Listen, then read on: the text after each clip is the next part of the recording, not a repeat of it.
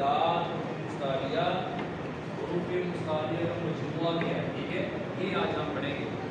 और ये कवानीन है कुरान मजीद बताने की कि उन्होंने पाक को कैसे अच्छा पढ़ा जा सकता है, ठीक है।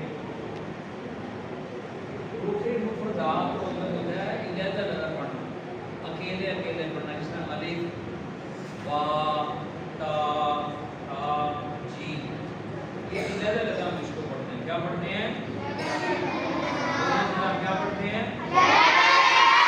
इलेहदा पढ़ते हैं। अब सबसे पहले हुरूफ मुफरदात कितने हैं? बोले हुरूफ मुफरदात कितने हैं? मैं ये पूछ रहा हूँ कितने, मतलब ठीक है। सबसे सवाल ये है अलिफ से लेके या तक टोटल कितने बनते हैं? अलिफ से लेके या तक ये टोटल बनते हैं हुरूफ मुफरदात 29 हैं। कितने?